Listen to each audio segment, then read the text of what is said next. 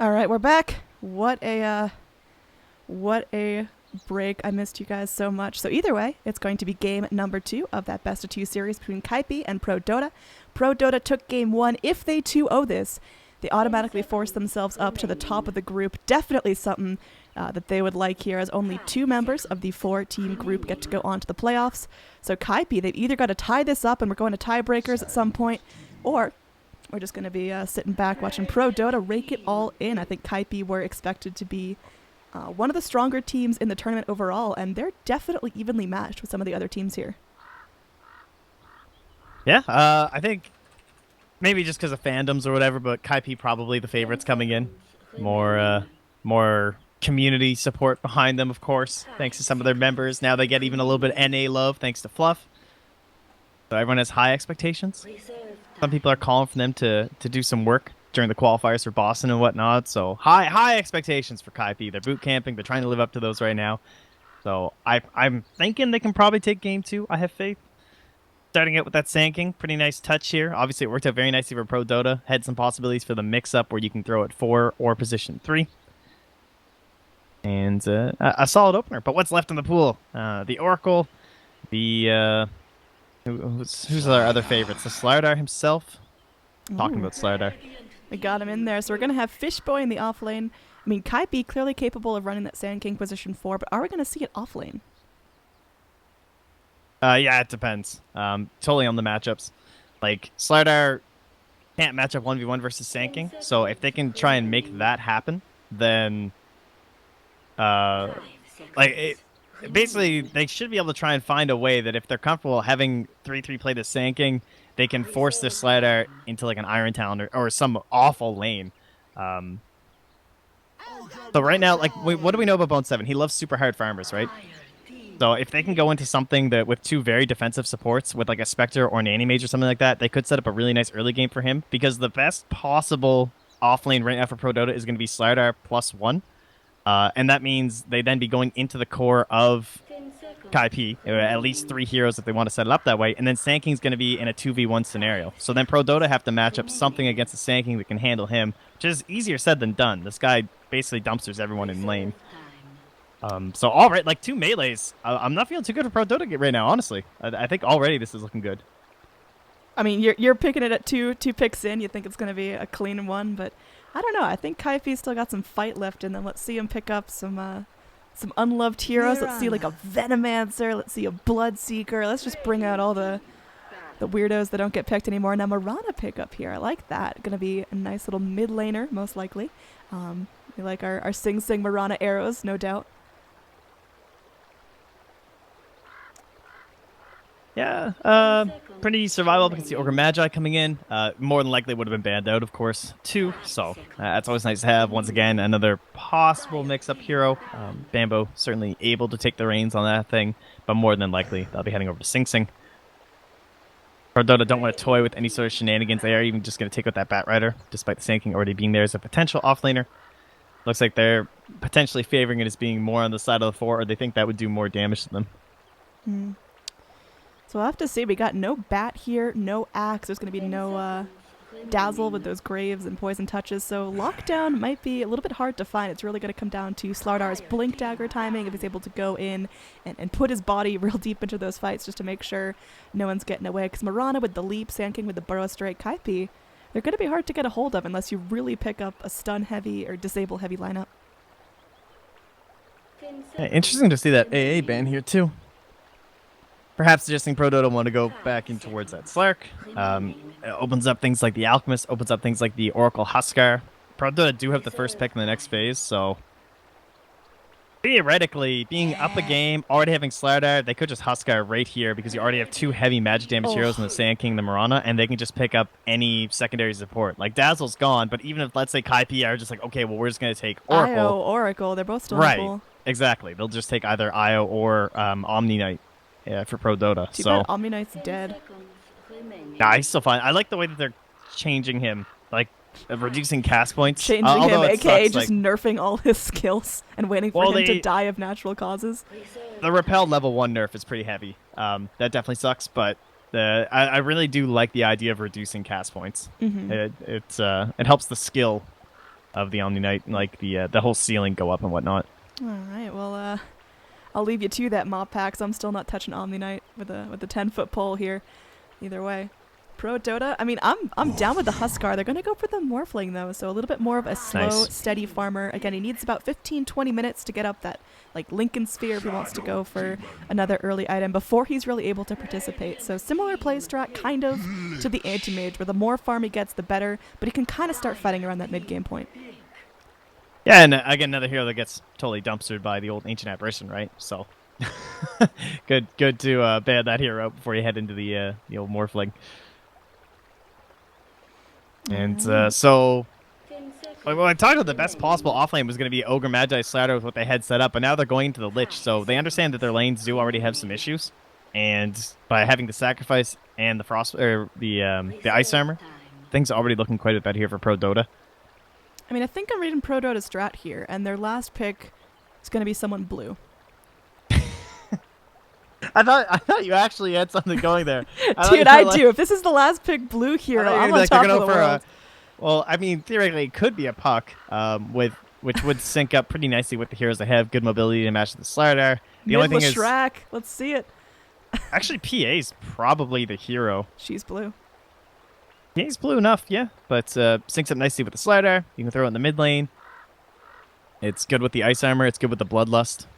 Good hero to just pump some buffs on and let her go to town. All right, so Kaipi taking their time with this one, dipping into their reserve, trying to figure out what they're doing. I love this old school combo, like from before Mirana got her Ags, before she was core, that Shadow Demon Disruption arrow setup is going to be so fun. We'll see if there's going to be that synergy between Sing Sing and whoever goes on that Shadow Demon. Well, that's the thing. They've now got maximum potential, right? Because they went for the Shadow Demon pickup. So now it's like, okay, this could be position 4 Mirana, 3/3 Sand King, and then position 5 Shadow Demon, and we can move into something different for the mid lane. And unfortunately, they don't have the final pick, so that's when that becomes super valuable, right? Because then you could fully match up your lanes and decide, all right, we now know their mid hero. What do we want to do? Instead, they have to work off of this pick and then the ban from ProDotA to try and figure something out from that. Oh, I like that. You got not only the Shadow Demon set up for the arrow, but also just the illusion spam from the Luna with the Moonglaves. If Kaipi actually get up to like tier 3 towers at a reasonable time, they're going to rip those things to shreds. Yeah, now you start thinking about some sort of like a delaying mid laner for ProDotA. Someone who can help with this, the waves, because currently they have god-awful wave clear. Like Ogre Magi, Lich. Yeah, Ogre Magi can Fire Blast, but that's about it. Morphling can waveform in, so... who do you go for here? Something like... I mean, like again, Viper mid comes to mind, but I know that's just atrocious in every aspect. It does well up against the Mirana, for sure. Yeah, They banned the Chen. Want to stop more of that early push. Makes sense. We'll see. Going into last ban here, Kaipi get one shot to ban out ProDotA's heroes. Again, PA, I think, is viable as a core. Support kind of nerfed a little bit with the range of that dagger. But if they wanted to throw her mid, it's a possibility for ProDotA. You'd get some more space for your Morphling to farm up. But that is pretty vulnerable. Even with the blur, you've got that arrow Mirana set up with the Shadow Demon. That's a big chunk of lockdown, so she can't blink away. She can't go ahead and blurry herself and run. Clearly they're tired of Bloodseeker, because they just banned it again. It would have been actually kind of decent D-push, too, though, with the Blood Right, like in front of towers and whatnot. So they reveal their final pick, and ProDotA have a chance to decide just how they want to play this game out. How much are they going to solve from the Morphling? How much early game are they going to run with this Morphling instead, maybe? And what will we wind up seeing? We assume this will be... Well, I don't know. Is the position 4 worthy at this point? Nah, I think you still throw Mirana mid and just have Shadow Demon kind of guard that up. Throw Sand King off lane. You got Luna, so you're looking for another support. Or I'm wrong completely, which is always a strong possibility. Timbersaw picked up, so it looks like it will be that roaming position for Mirana. Or is it Timbersaw off and then roaming Sand King? Yeah, exactly. Right? There's so much flexibility here. I think the lanes are weak enough that it's probably still off-lane Timbersaw. I think Shadow Demon, we talked about it in the first game, but I think Shadow Demon is probably the best setup for a Sand King in terms of the support role. So you send him to position 4 again. Yeah, I think that makes the most sense. And it should just be off-lane Timber with still the mid Sing Sing Mirana. Okay. And then Shadow Demon kind of camps around mid looking for setups, and Sand King's just skittering all over the place. Yeah, they'll probably have to deal with the Slardar plus 1 top, but that means Timbersaw's against just a 2-hero lane. So Morphling and Lich won't have enough damage to bring him down once he's past level 3. All right, so last pick coming out. I mean, there's a possibility of like a mid Morphling, maybe even a mid Lich, but I think they're still looking for God, a mid I hope hero. it is not a mid Lich. Dude, if it's a mid Lich, I am just all about ProDotA, dude. They found a new fangirl. But either way, Bloodseeker going to get taken out. So ProDotA not going to have that option to try to shut down Mirana mid. That could be a pretty easy target. But, well, 10 seconds left in their reserve time. They're down to the wire. Do we go for a puck, a PA, something super tanky like a Dragon Knight? They're going to go for the Razor. It's blue. It's blue, It's dude. blue. I'm You so were right. happy. Yep, easy. Easiest. It's got wave clear, or at least wave pull to take stuff off the tower. And the static It's link is a going to be good buff great. hero. Yep. Works very nicely with the old Bloodlust and the Ice Armor. So you can go for that bots build and feel pretty confident just running in with bots Dragonlance and all the buffs being thrown on top of you. Works with the minus armor or the Slardar. It's like a tankier version and a more consistent version of PA, essentially. So how does Razor build here? Because Razor's one of those heroes that has flexibility. He's not locked into a certain starting item or whatnot. Do we see like the Dragonlance Vanguard kind of tanky statsy build, or the Mechanism Sanchin Yasha? I mean, there's choices. What would you expect? I think it'll just be Dragonlance bots, just because you can kite around kind of the Timbersaw, use your faster movement speed to avoid his spells, hope you don't get locked down by an arrow, and pray for the best here, essentially. This whole game, to me, looks like it's riding on 3-3 and his Timbersaw, and just how much farm he can get out of this offlane. It should go pretty well, but it just means that he needs to be at that point where he's ready to fight when Luna's pushing into these buildings, when Sing Sing's getting up into that like Aghanim Scepter, heavy damage, and they just want to control the entire map at that point, because you're assuming by then Morphling shouldn't be ready to fully engage. That's going to be your power peak as a team, and that's when you just want to close this whole thing out. You know, knock down all the towers, take Roche, and get your first lane of racks around like 26 minutes. Oh, well, the smoke pops. They know someone's nearby. Garter hiding under that tier 1 tower. So this entire smoke is no longer sneaky, ready to kind of know what's going on here as they see them crawl up onto the high ground into their jungle. So it looks like for now you've got your Razor and your Ogre content just sitting under that tier 2. Not going to poke up too deeply because you never know what they'll find. And this is the other great thing about Mirana too, or rather Luna too, right? Aggressive tri-lanes. We've seen NP, probably the biggest team that's been going with this lately. But whenever you grab the Luna and you can just run aggressive, use the benefits of Lunar Blessing, get that extra damage onto your supports, really put the hate in. All So right, they can send 3-3 up top. Very different game than last time here. Of course, no massive amounts of bloodshed on the rune. Last time we had 5 kills pre-horn, but this time starting things off a little more peaceful. Looking at ward vision here, we've got this sentry like a pixel out of range of this dire observer. That's got to be harsh. Oh yeah. And then over here, similar story. I mean, this one's a little bit more far off, but I mean, this one, it's tragically close to being able for Radiant to deward and get that small camp. Well, they're doing the old dual lane mid with the Lich. Pretty handy. Pretty obnoxious. Basically, you just send Lich to wherever the Morphling was going to go. They've decided the mid lane's the best place. Bottom Probably lane. the right choice. It's getting ugly here. Come with me, taking a lot of damage. He's tanky, though. And Razor has gotten off a full duration static link here. First blood is going to be the Ogre Magi falling down to the Shadow Demon. And now they're looking to reinitiate onto this Razor. He's got a ton of damage to his name, but the health is still pretty abysmal caustic. Not going to be leveled up by the Sand King, so unfortunately, not able to finish off the Razor in that regard, but he's just going to go salve up. Ogre's back in it, looking to bully and stack up and do what he Bambo. can, but... Oh, what's happening? He was trying to deny himself the creeps.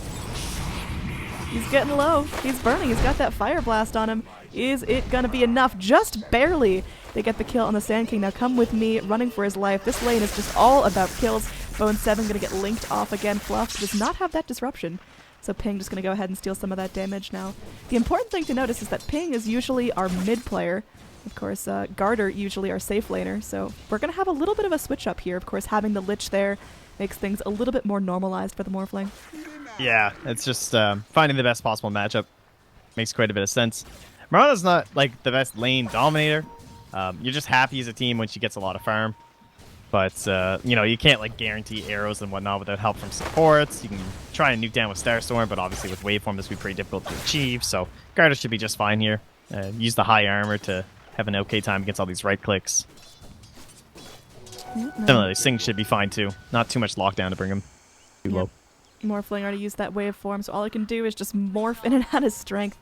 So Bone 7's getting a decent amount of farm here. It's not phenomenal. The Luna still having a little bit of trouble. Our big leader in terms of last hits is actually going to be our Slardar. He's just chilling up top, dealing with 3-3 pretty nicely. He's got himself 9 last hits. Timbersaw, similar story. So this lane's more just about, you know, who can farm, who can deny, rather than who can kill, whereas bottom lane is just all about blood. Well, for now, once the levels start stacking up on 3-3, this lane's just over. Like, Kefka, he might even save money for an Iron Talent, honestly, or he's going to need some sort of support and assistance. And that's why this laning setup is so good from Kaipi, because it's not super important how much farm gets on top of Bone 7, because this draft is more about this early game focus, and you need Timbersaw accelerated so that he's going to be important during that stage. Luna already is going to add enough. Obviously, she wants all the gold she can get, but it's not crucial. So as long as you're accelerating him and slowing down the blink on that Slardar, who's going to be the main counter initiator when you want to group up as 5 and push into towers, Kaipi, you're already getting a really big advantage. Alright, so Kefka going in, salving up, wants to maybe try something here, at least get in and contest some of that farm that 3-3's taken out, but gonna be a little bit slow going here. Kefka not picking up too many last hits for the last couple of moments, and it's still feeling good. Speaking of feeling good, our Morphling now going to be our last hit leader, having some free time in lane as Mirana's just going off, bailing into the jungle, using that arrow to secure a couple of creeps. Yeah, being denied so much experience from Biva, extremely frustrating. Bambo will reveal himself. I guess since he's not here to try and do any sort of an arrow setup from a burrow strike or anything, so make his presence known. Be like, yeah, watch out for me.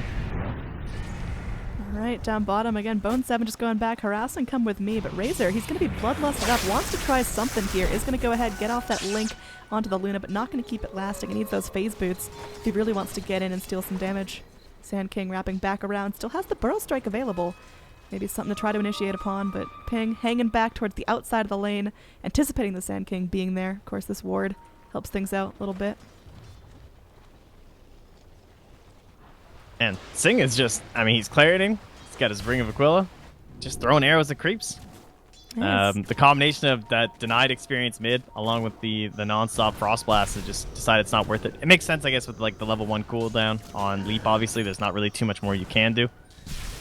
Mirana's getting low here. Down bottom, we're going to have a bit of a skirmish as well. Sing Sing going to go ahead and get that salve canceled, so not able to find anything here. Meanwhile, Ping just charging down this Luna. He's able to steal up 42 damage, just keep the farm pressure up. Back into the top, they bring in the Slardar as well, trying to chase down Bambo. I mean, of course, there's going to be no blink daggers up yet. It's only 4 minutes into the game, but there might be some serious pressure on the Sand King. He goes for a nice little short-range burrow strike. He's going to get crushed. Nice little kill for the Morphling, waveforming back through. So even though Sing Sing's getting some decent farm on the Mirana from the arrow, it's a lot of space given to Garter on the Morphling in the mid lane. Yeah, I definitely underestimated, even with the nerfs to Lich and Sacrifice, the fact that Garda can just sit in between and constantly right-click with the threat of Ice Armor, like possibly, I guess, just being leveled up here from the Lich at some point, but and the non-stop Frost Blast is just not okay for Sing to be in lane. Pull down on Leap for, what is it, 30 seconds at level 1? Totally brutal, so... That's too long. Yeah. Alright, so 3-3 feeling safe here, just harassing under tower. Kefka shows himself. He's half health. He's got just a little bit of regen left on that stick, so he's really got to play this one safe. Maybe going back in looking for a crush, but of course the threat of the level 2 Whirling Death is always right at his side. Now down bottom, there's going to be that Disrupt as Fluff. Looking to do something here. Is actually going to get stunned up. Sand King comes back in. Razor able to go ahead and finish off that Shadow Demon. Whoops, there we go. Now Razor getting some harass onto the Luna. Come with me, still in a decent amount of threat from Bambo. There's going to be a Burrow Strike finishing off the Ogre. And now Lucent Beam to hold Razor in place. He's going to try to finish off Bambo with his last breath. One more hit will take him out, but Ping most likely going to give his life for that. No more mana for the Lucent Beam, but the right clicks are enough. So in the end, this bloodbath comes out very heavily in favor of Bone 7. Top lane.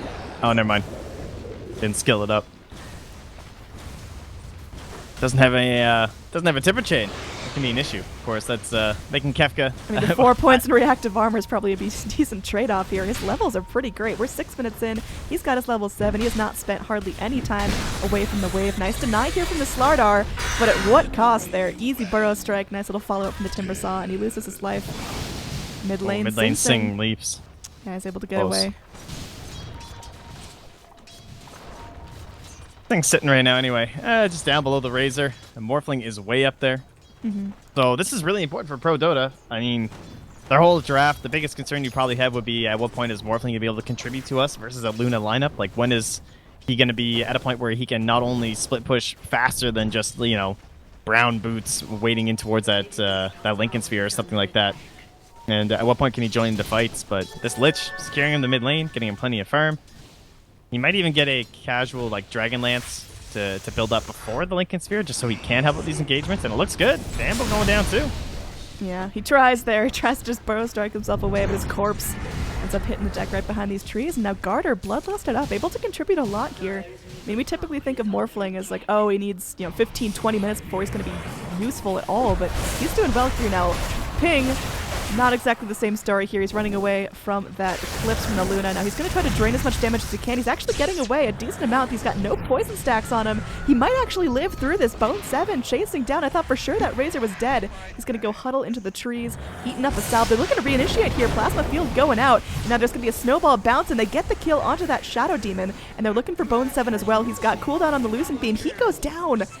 Oh man, the rotation in, the salve shared, is going to make this Razor all of a sudden really relevant to the game. Up top. That was a nice plasma field too. Oh yeah. Slardo still only having level some trouble 2 at the time, but going at against the max this range. Timbersaw. Hey, he's going to be second on the net worth chart. 3-3's been doing a good job for himself. Has a kill, no deaths, decent farm already with the arcane boots and 1,000 more gold. So Bloodstone's going to be pretty well timed for him.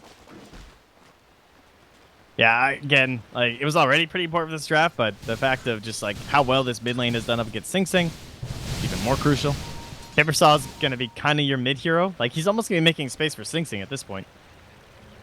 He needs to try and catch up in towards his Aghanim Scepter at some point here.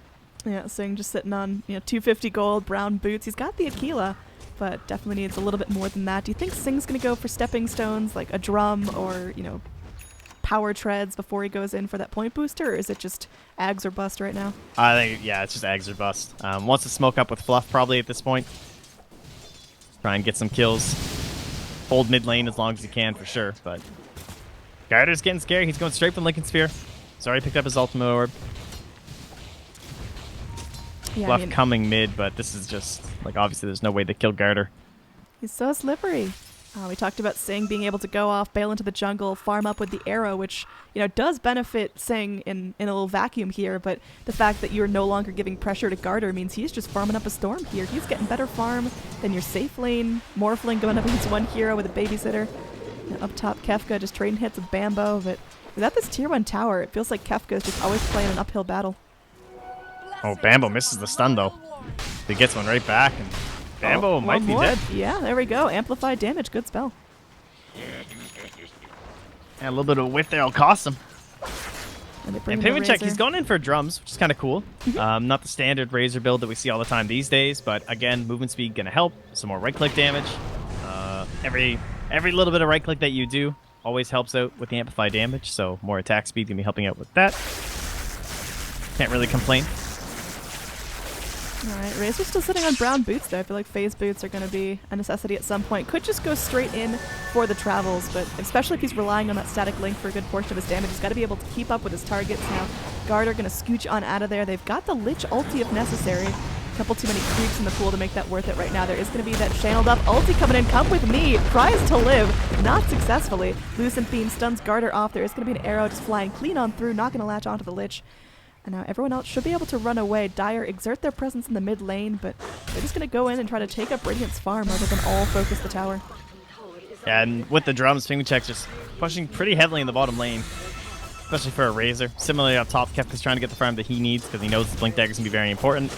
And being thrown into a lane up against a Timbersaw, like, he's so happy to be getting like a 12.5-minute Blink. This is really well played by him. Like, that pick off onto the Sand King is very important for him. Looks like we're going to have a little bit of a fight bust out. They're going on to come with me. Easy pickings. And the tower is taken out by Shadow Demon as well, so they're not able to get a deny.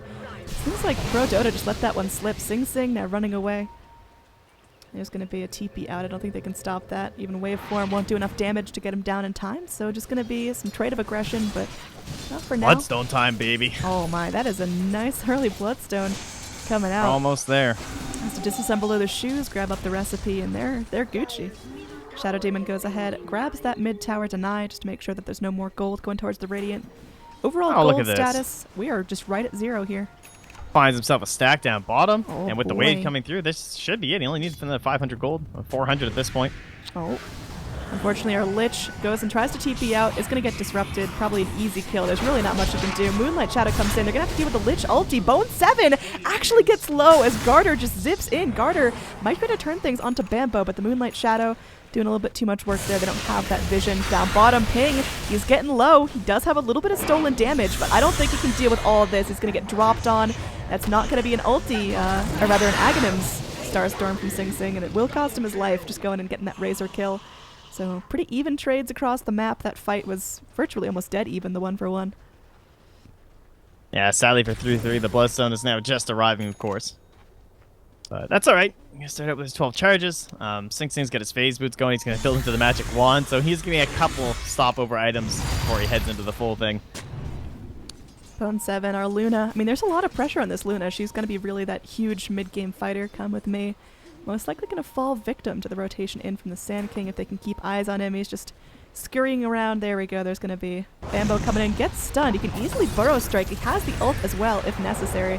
Bambo, though, he's actually crawling away. The double crush coming in. Kefka shows off that blink dagger. There's going to be a burrow strike away, but right into the jaws of Razor. Well played, ProDotA. Just styling on Kaipi right now. Another crush means it's going to be a double kill for the Razor. They bring in 4 heroes, and that is just power right there.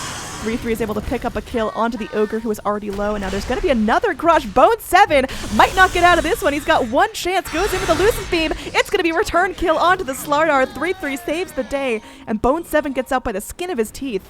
They may have to lose this tower up top, but it is worth it to keep your Luna alive, to be able to take out that Slardar. Oh boy. Yeah, Kefka gets a little bit too hungry there. What a well set up play too though from Come With Me. Like using this ward vision to kind of like hide himself in the fog, waiting till the Sand King comes, and then the whole time Slardar's just like getting there as fast as he can with that double crush. So Kefka started off right. Unfortunately ended a little bit poorly there with the death, but they get the tower knocked down pretty shortly here if they want. Are they gonna stick around the Razor? I assume they will. Likely, especially once they see this Timber Cell in the mid. Alright, so things going pretty well in terms of overall net worth. Now starting to scale up in ProDotA's favor, but I mean, nothing is assured. It's a pretty small lead. Now here, Sexy Bambo could be in some trouble. Has that burrow strike. Not going to be able to juke that one out. Morphling getting a lot done. So Garter feeling really good now. 5-0 on this Morphling at 15 minutes into the game. How do you deal with a Morph that's that big already? You kind of don't, right? Like, the problem was, I suppose they weren't able to find him in that early game, so now he's starting to get a little bit out of control. He's gonna be split pushing like crazy. You have to try and make him bring the fight to you for sure, as a 5-man unit. Well, that's going to be hopefully a kill on this Ogre. Should be easy pick as he goes, and he gets the stun on Bone 7. And there is going to be a decent amount of follow-up from the Razor if he pushes through. He's going to be going in, not able to clip onto that Luna, so our Urn Charge still continues. Moonlight Shadow still up. Let's see what the next play is here for Kaipi, because it seems like they had a couple of fumbles early on, but they're definitely bringing it back. The kill score is going to be almost even. I think the big elephant in the room right now is Garter on the Morph has just gotten so much space. He's got a Linken's. He's got almost 2k gold on top of his Linken's at 15 minutes in. A safe lane Morph. I mean, you'd be real happy if he just picked up his Linken's right now. Yeah, this game is going to get very difficult. If you want to fight Morphling right now as Kaipi, you're essentially trying to force 5-on-5 engagements, and like Morphling comes in late or something, or like you're just forcing him to waveform in the middle of your team, and then he's not as powerful as these scenarios where it's like a skirmish or something, and you don't have enough spells to work through the Linken Sphere and actually be able to lock him down and bring him down. And if they try, like right now, you can see Bone 7's up here farming, he's in his own jungle, but this is super dangerous. I mean, there's a Slardar lurking around. He finds you, you're just dead. So good pressure right here from Kaipi. And, well, Morph's not going to respond. So far, this is working out for them. Maybe they can take over some of this Radiant side jungle, help get some more gold in towards Sing Sing's pockets. But overall, ProDotA is still well ahead in terms of the overall net worth. They're at the same time pushing in this top tier 2 right now. No response coming out from the Dire side. Difficult long-range initiation until now as Bambo picks up the blink. So big smoke play out of this will probably be the best possible moment for Kaipi right now. Yeah, I mean, they really got to get it together, though. They're on the opposite side of the map, and they're about to lose their tier 2. You've got a double damage Morphling I mean, that's something that hurts right now. He's got rapier tier damage. He's got a Lincoln Sphere. He's got almost 2,500 gold. After this tower, he picks up his next big item. How do you deal with a morph? It's just, it's too much. It looks like they're just going to avoid the issue. Sing Sing not going to grab components the Aghanim Scepter just yet. She's got the 1,300 gold. Could grab the point booster, but just going to go ahead, trade some damage onto the tower. Wrapping around. I don't know if he saw that secondary TP coming in from the Ogre, but either way, I cannot deal with the Morphling at this point. Got the smoke. And he's just going to annihilate the Shadow Demon when he gets an E-Blade. I mean, we'll see. We've got that Epicenter Blink Dagger Burrow Strike, so there's a lot of catch here from Bambo. Problem is actually going in, making sure important heroes get those kills, getting Luna into the fight, getting your Timbersaw into the fight, so we'll see how it's going to break down. They're all just camping around. Their smoke's about to expire. In fact, Fluff going to get revealed, so they're just going to crawl away. Not going to look to get too crazy now. Meanwhile, Razor, I mean, he's just tapping on your tier 3s like there's no big deal. Well, looks like they are still guessing the entire team's there. I mean, they have the vision here behind their Razor, so unless they fully smoke up to the Razor, there's not really much they can do. And alright, they're going to go for a play on the Razor. See if they can get this one. They're going to try here. Ping going to be running away again. They do have the Burrow Strike. They're going to be channeling up the ulti. They're dropping everything. Razor's just going to TP out. Do they have anything to stop it? Oh, they've got the burst damage there. Nice Timber Chain in. Just gets barely enough damage to finish him off. So Razor dead for 40 seconds. Does have buyback. Super not necessary at this point. Meanwhile, you got Lich ult bouncing around. This is Disrupt coming in to try to keep Sing Sing alive, but he's going to get stuck in place. He has that stun. He drops his little Star Storm there, but of course, no Aghanim Scepter. Not going to be enough there, and that's going to be Morphling actually swooping in at the last second to pick up that kill. 6-0. Has an Eagle Song now as a shotgun not too far away, and Roche is just melting. That amp damage really putting in the work. Yeah, they didn't find that big play that they needed. One pickup on New Razor, not going to be enough out of that Epicenter Blink Dagger pickup here. Now they know Epicenter's down, so they're not worried about that Sand King initiation into the pit. There's going to be 3-3 stunned up. They get the amp damage on him as well. They're just forcing him back. The Roshan getting low. Bambo goes in! He gets the snipe! There we go! That's the play from Kaipi that we were expecting. And Whoa! they got the kill, too! They got the Roche and the Asias. Holy shit, dude. That That's must have been a play. the chakra. Oh, man. Woo, boy. Sand King, you done good. Actually, so ridiculous. Roshan is killed by Timbersaw, yeah. He got him with the return. All right. 144 damage, chakra return. Wow. I mean, maybe a little greedy not zoning out the Sand King. Or perhaps they just couldn't quite find Bambo, but well played, honestly. That is actually such a Kaipi thing to do. God damn it. Yeah, I mean, they go for those real high-risk, high-reward plays, and looking at net worth, it's actually fucking Bambo. really like, playing off. Dude, God Bambo. damn it, Bambo.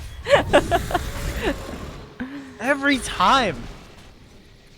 This is why this guy doesn't play AA. You know? Like, this is a Bambo hero. Alright. That is so ridiculous. But you just come to expect it at this point. Alright, so slight morale victory here for Kaipi. See if they can turn that into anything. They can be a little bit aggressive with the Sand King. Maybe a follow-up if someone tries to pick them off solo, and then they get dumpstered on by an Eclipse. Apparently Still a long the way to go. stream is dead, although it still says I'm streaming on my side. I have not dropped any frames. I don't know what's up. Oh no, I hope it's not Twitch. Oh, I think it's our internet just dropped very briefly there. But hopefully it's coming back. Sorry about that, guys, if you're hearing this. Didn't hit any buttons on my side. Comcast let us down again. Rest in peace. Alright, so group up here from Kaipi, just moving around.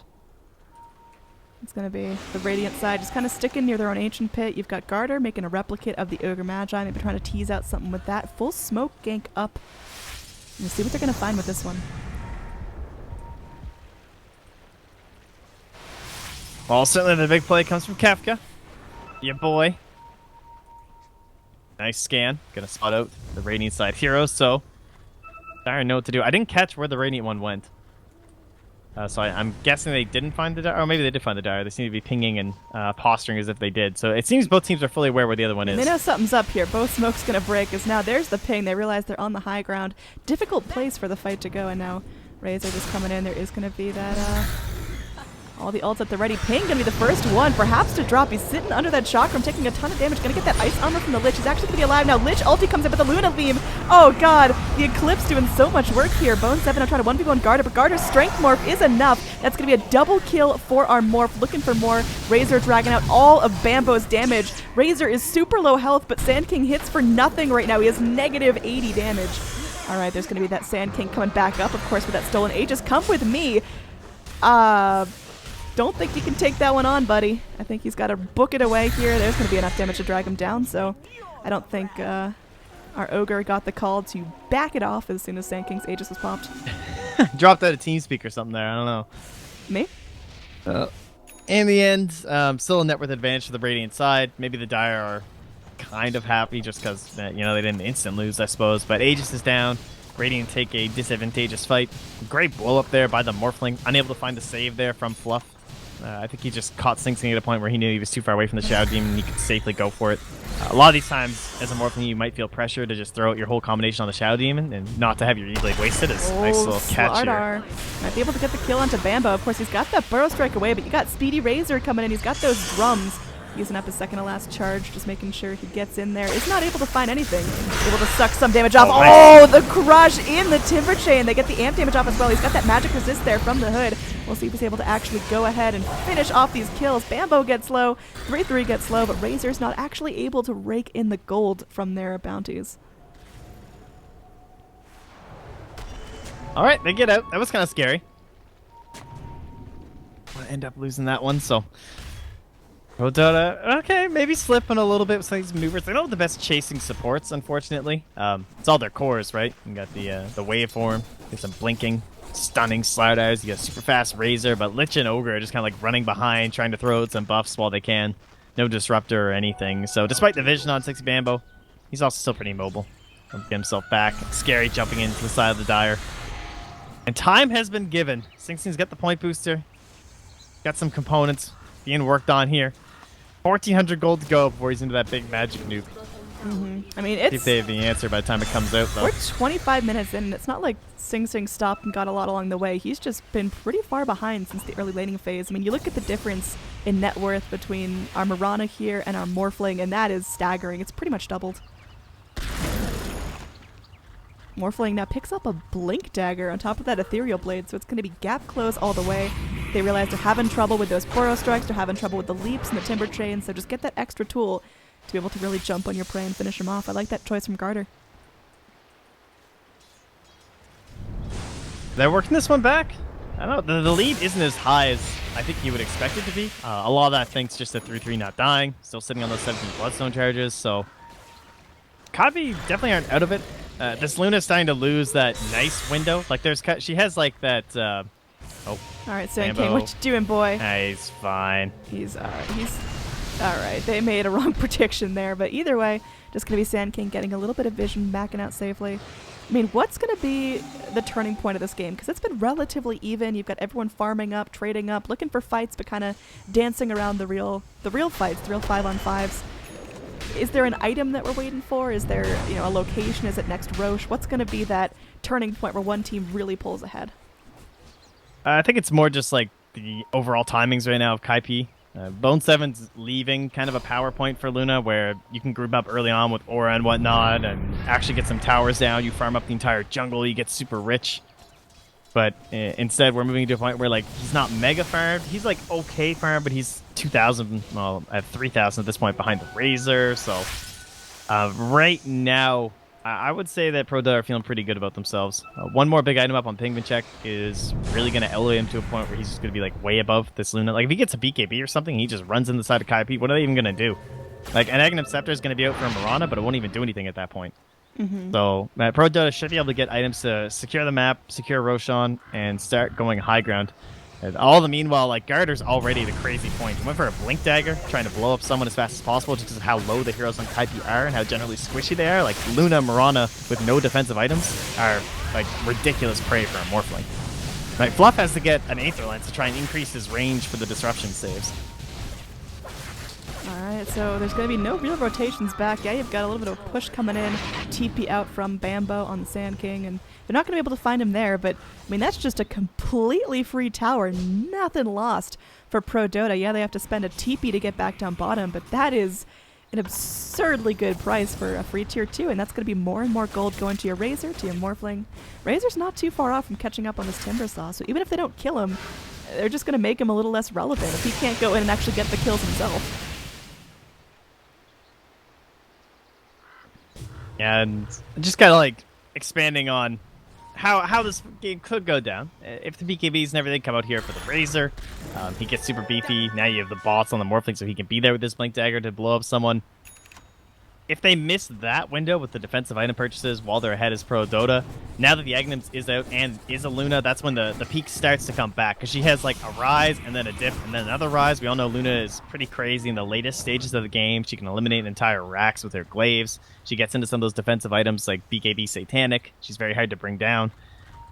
That's the point, and with all the split push that is possible, thanks to Aghanim, Scepter, Mirana, and Luna, where they might have a comeback here, but Bone 7. Rest in pieces, buddy. Oh, God. Ow. Yeah. That's what they really need, though. Control over this part of the map. Rosh back up in a minute.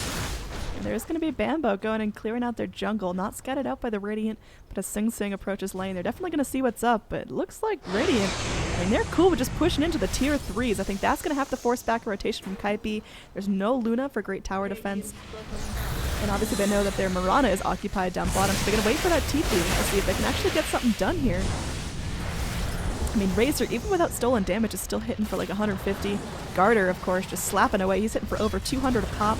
He's going to be bloodlusted as well, so it looks like that tier 3 taking some serious damage. Down bottom, Sing Sing should be able to finish off the tier 2. Will hopefully back after that. It looks like there is a back call coming up from ProDotA as they realize their tower's gone down. Rotations are coming back in, so ProDotA, again, they lose their bottom tower, but it's not going to be at too heavy of a cost. They get some serious damage onto that tier 3. Next creep wave that pushes up might be able to take that one down. Yeah, there's enough split push on the side of Kaipi that you do have to take some chances and make a couple sacrifices here as ProDotA. Overall, I think they're pretty happy with that. Surprised they back to top, though, just because they're exposing Rosh and they're leaving it here. So I would really like to see them start grouping up down bottom and try and regain control over that. Because if they lose Rosh, I feel like this is a big opportunity missed, and that's where this Aghanim, Scepter, and Luna, like Aghanim, Scepter, Mirana, and then the general farming speed of a Luna, Kaipi are going to start to perhaps be a little bit scary. Oh, okay, nice. Well, they'll know this is a replicate, just by the way, it just blocked. Oh, Garter coming back in. Oh, Sing Sing just barely alive, and now Garter actually in some trouble, able to blink himself away from a yucky situation, but that could have been cool. Just like a couple ticks more damage would have totally demolished Sing Sing. Unfortunately, no Invoker, no Zeus, no AA to actually go finish the job. Yeah, that was pretty scary.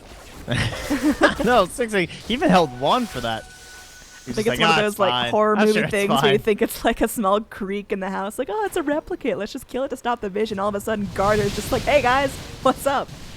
So, well, Garter's going to move into the top lane here. Dire, they're going to be heading back down towards the pit. Looks like Radiant are keen on that. They know what's going down, and they want to get there themselves. We'll see if they're going to wrap around in time, because, of course, Garter is going to be perfectly capable of getting in there and just demolishing everyone. Now our Ogre, looks like he's building towards an Aghanim Scepter. Man, this is risky. Kaipi are looking a little indecisive here. Replicate coming in. Radiant know exactly what's going down here, and looks like Dire are going to Moonlight Shadow and bail. I think that's going to be the proper choice. If they try to reinitiate, I think they could be in a little bit of trouble.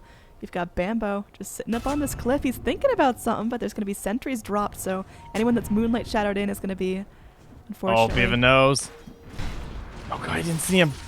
It's just right out of range of that sentry. Now Bambo is still sitting there. He's completely visible. You've got your little Lich poking around. What's going to be going down here? There's going to be a crush to start things off. The Lich ulti rocks on through. They get Sing Sing down immediately. Fluff follows suit. There is going to be an epicenter going in, and they might be able to lose this Lich. Lich is somehow still alive. Oh, he gets out. And now Bambo left to deal with the damage of ProDotA. ProDotA looking good here. 3-3, the next target. He's going to try to cut himself through. Is going to go try to get that TP, but the crush to stop it all. Those Bloodstone charges are just dropping by the second. He's now down to 11 from 17, and it looks like Radiant are going to try to go in for this pit with Sand King still dead for 40 seconds. I don't think we see any style in Aegis snatches this time.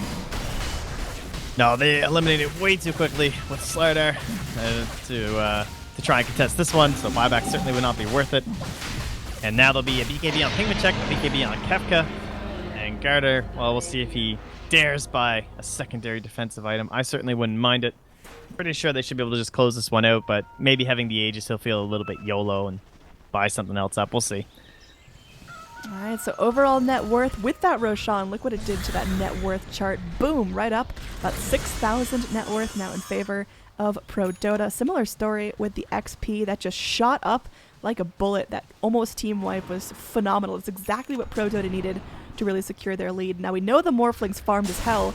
It's all about turning that farm into kills, and now we're seeing that ProDotA can get together and do that. Yeah, kills and should just be racks. What are they waiting on here? Ogre, Aghanims. I mean, why not, Coming dude? You out get 2 stuns for the price of 1. Unless he dies literally right now. All right, rest in peace, dude. I guess he knows the BKBs are so far away that he's viewing it as a viable Aghanims game, but you can imagine how much, like, Glimmer, Force Staff, Lotus. There's a lot of value smaller items in a game like this for someone like your Ogre Magi. Right, so we got a game of Either way. chicken coming in. There's going to be some tower push up here. Again, we can't discount how fast Luna pushes with that Shadow Demon Disrupt, but looks like Razor and Morph feel content pushing on their own. There's going to be a back here. They have the Lich coming in. Lich is going to be sitting back with his ulti, so it looks like that's enough to force back Kaipi, and they're about to lose their tier 3 tower. There's Yeah, the they TP left the back in Replicate from Mirana. top, too. Mirana actually cancels the TP.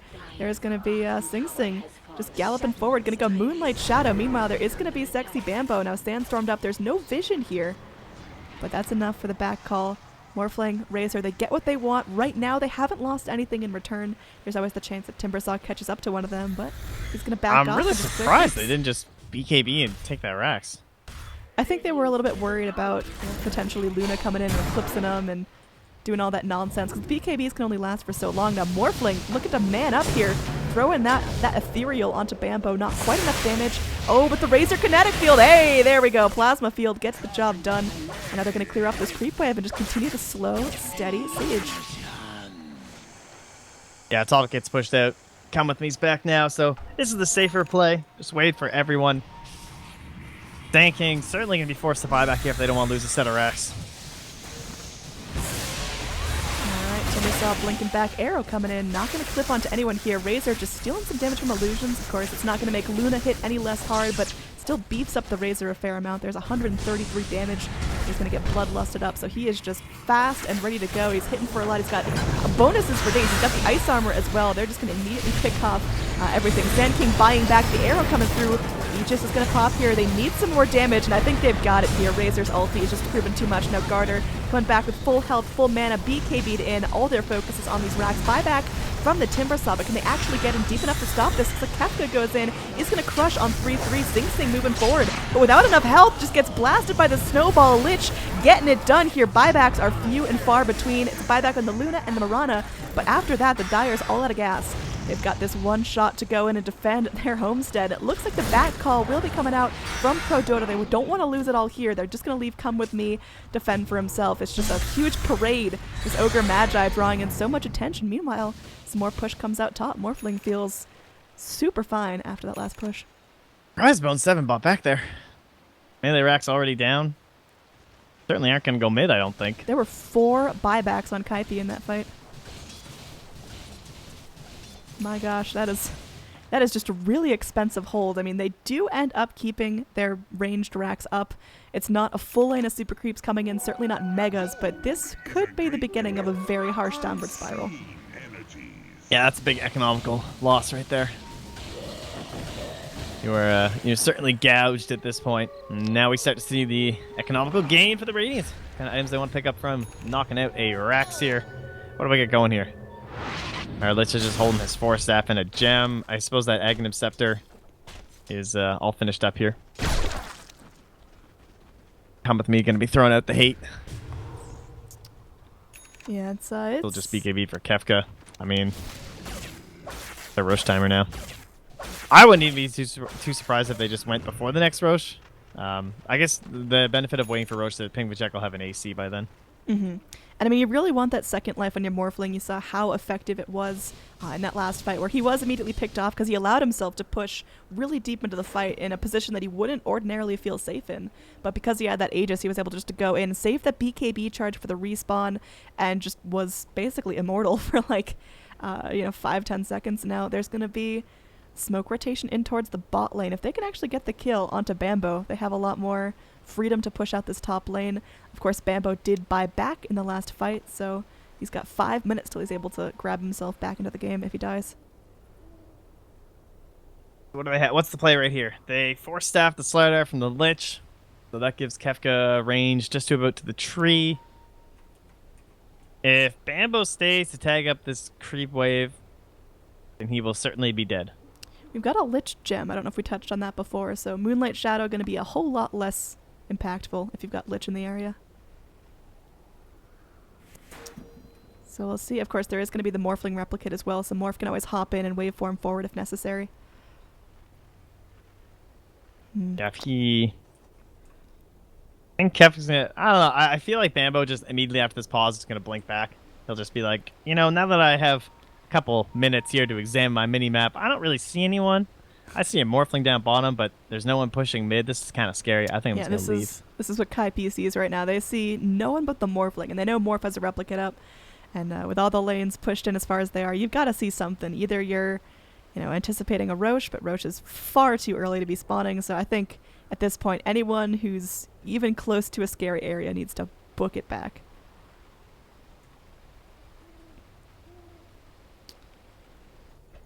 All right. Well, so, I guess at least currently it looks like we're not going to be seeing any tiebreakers. I mean, pretty unlikely ProDotA will go on to lose this match. 14k lead. Definitely have the heroes for it. Difficult timings right now for Kaipi. They have to build up some serious items on Aluna to have any hope this game. Bambo, Invis, and looks like he'll be okay. Oh no, Bambo, he comes back in. He tries to blink away. Do they have the catch for that? He tries to get himself out here. He's going to go Burrow Strike forward, but oh god, the shotgun right to the skull. Yeah, Kefka makes the wise move, trying to find more heroes further back, but barely misses it on the stun on the 3-3. So nice pickoff. 48 seconds of freedom. Mid lane's at a spot that's not too shabby. Finalizing can just deal with this and then head top. Got his boots of travel, so top lane will be the target, the goal. And what can you do on the side of Kaipi to stop that, honestly? Like, someone needs to come and cut a wave or something. Fortunately, that is much easier said than done. Oh, look at this play they're going for. Sneaky stuff. They're just having some fun with it. They're going to pop out a Lich he's showing. And He's showing, but here. What are they going to do about it? Honestly, at this point, Kaipi have very few resources to work with. They do have that Eclipse at the ready, but I mean, Moonlight Shadow's not there. Their position 1 cores are just not feeling as strong as even the position 2 and 3 of ProDotA. Look at that net worth disparity. Your Morphling just continuing to scale up phenomenally. He's beyond godlike. He's 10-0-6, has not died. So it's really difficult to bring down Garter now, especially with a BKB, with the Lincolns. He's just very hard to get a hold of. What do you use to lock down the Morphling? I mean, they just don't have the heroes for it. They have to hit an arrow. They have no way to silence him, to stop him from morphing. And without that, like, you just have to somehow chunk through that entirety of damage. You essentially hope that 3-3 hits his big combo and his huge amount of burst before the strength morph can come to effect. But again, much easier said than done.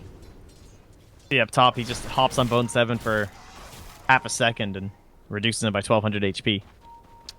Bambo playing a pretty quirky game. I mean, he's just full split push mode. Meanwhile, his team is getting shotgunned down. Garter picks up another kill. And that's Mirana down for 75 seconds with no buyback. It's go time now for ProDotA. Looking to bust through the mid lane of Rax. They're going to pop out another replicate. This time you got Razor coming in. So not only is this replicate hitting hard, but man, Razor has got his assault cuirass. They're melting through these racks like butter. There's a pull back from the Sand King. TP's forward. That's going to be potentially an ult coming out from him. But he's stunned. He's destroyed. This could be GG. He buys back. Shadow Demon gonna get himself back into the party, but I mean, there's very few buybacks left, and all of Kaipi kind of getting ready to sit in the grave. They've got to make one huge defense of it, or they've got to back off and let their racks fall. And Mega Creep's comeback is unlikely at best. Now Shotgun here onto 3-3.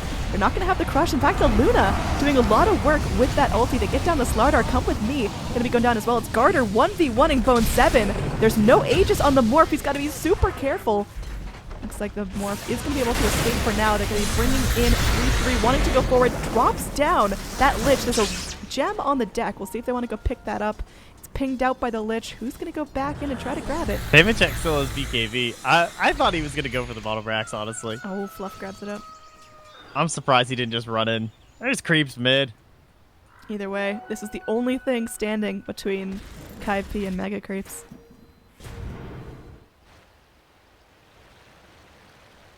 Tough game. Oh, they still had Glyph anyway, so it's a good thing he didn't. Probably would have got killed.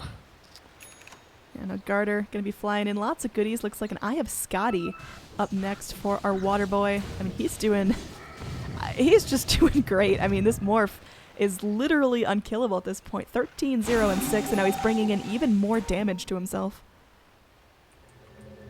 I'm almost surprised at this point he just goes psyched with his Blink Dagger. Just to clown. But Garter's serious business. You know, you got to go for these standard items. Got to rep that Scotty. Yeah, I mean, just comparing the farm here, you've got your position 1 Razor now sitting on that AC. He's still holding on to his drums. I feel like he could sell that and go and pick himself up a nice little item here, as he does have about 3k gold to spend. But then your position 1 on the side of Kaipi, I mean, you got Dragonlance Manta. That's about it. Scan. Oh, nice scan from the Radiant. Reveals a full smoke gank coming in. Either they posture up to take this, or they just back off here. Looks like Garter going in is going to get his Lincolns popped. In fact, Garter could be in some trouble here. Disrupt not going to work with that arrow. A little bit of mistiming there from Sing Sing. Garter moves forward. Shotgun's down. That Shadow Demon immediately kills off Mirana as well. The buybacks, oh, they're just not there. Garter having to deal with an illusion of himself, but Blink up onto the high ground for Sand King. He's trying something. Is he actually going to get away with this? He goes in, trying to initiate onto Garter, but Garter tosses out that adaptive strike, not going to latch. Meanwhile, Razor gets the kill onto the Timbersaw. The only survivor is the Sand King. The GG comes out as Mega Creeps come in. So very well played. ProDotA are the first team in Group B to take a 2-0 series. That was a really good lane setup by ProDotA, using the Lich to help secure lanes, but the Morphling mid, guarantee his farm, also zone out the Mirana. Unable to find the proper supports to come mid from, like the Sand King and the Shadow Demon just don't have the range, I guess, to pressure that Morphling mid. I think they thought that by pressuring down the bottom lane, slowing down the Razor, it would be enough to boost Bone 7 to a point where he was going to be farmed up to match with the Timbersaw, and because they gave Timber a great lane, and they gave Luna like an okay lane, but even some of those earlier deaths in the bottom lanes, they really hurt when you're an aggressive tri lane, right? You're trying to control that whole area. You're trying to deny pulls, deny stacking and whatnot from the Radiant side. And when that fails, tough. It makes the whole game going forward quite a bit harder as you're sacked to your position 1's farm. 3-3 tried his hardest. Like at one point he was like 17 Bloodstone charges and hadn't died yet, but there just wasn't the supporting cast to help him out enough, and not enough silences and controls for the Morphling overall. So well played to ProDotA. Pretty sick cores on the Morphling and the Razor. Thought it was an interesting draft. All right, so yeah, just looking at these end stats, again, huge shout out to this Morphling.